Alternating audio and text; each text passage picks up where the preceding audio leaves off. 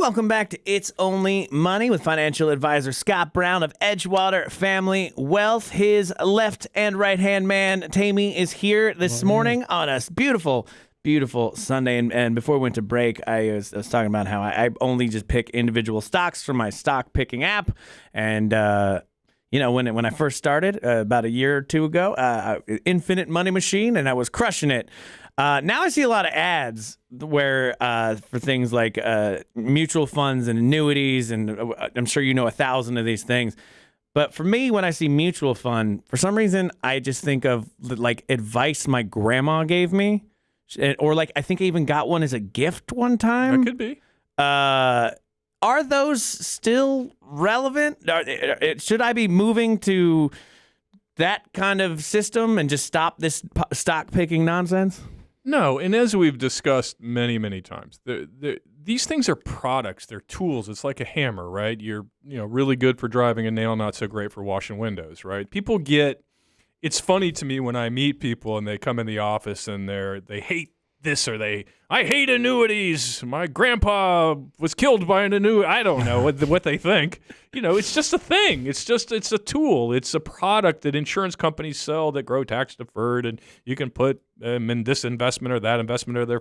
It's not a bad thing or a good thing. It's just a tool, right? The same is true of mutual funds. And to your point on buying individual stocks, if you're comfortable buying individual stocks, it's certainly a more cost-efficient way to buy, right? Because if you buy a mutual fund, and let's talk about what a mutual fund is. It's basically a basket of stocks or bonds, right? There are stock funds, there are bond funds, there are funds that only invest in international stocks, there are funds that only invest in small cap stocks, there's funds that invest in both, there's funds that invest stocks and bonds. There's whatever flavor of mutual fund you want is out there. So on one hand, when people started investing years ago, it really was the best way because it was buying individual stocks was difficult. It was expensive 20, 30 years ago. That's changed today. But I still think there's a place for the new one because if you have $1,000 to invest, let's say, and you want to buy Apple or heaven forbid Tesla or something, you could buy like one share or maybe two shares. You can't get diversification with $1,000 buying stocks because they're too expensive. You can only buy one or two of each. And maybe only 3 different stocks, yes? So what a mutual fund does for you is it takes your $1,000 and it buys 30, 40, 80, 100 stocks for you, so you're diversified to begin with. Is it arguably the most cost-effective way? Probably not. There are tax implications in them depending on what you buy. But for a beginning investor, I would argue there's nothing wrong with an ETF, which is a kind of stripped-down version of a mutual fund. The difference being is most mutual funds are quote-unquote professionally managed, meaning the manager of that fund, he or she is trading the stocks for you. They think Ford's no good and they want to buy GM, or they think GM's no good and they want to buy Tesla. They make those decisions for you. In an ETF, they're simply buying the index and calling it a day.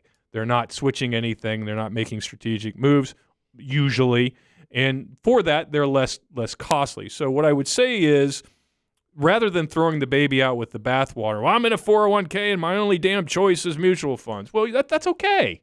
There are plenty of people I've retired with over $1 million in their 401k in the crappy funds that people are always complaining about, right?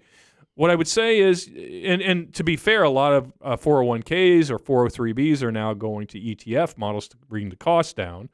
But it's a great way for a beginning investor to get diversified.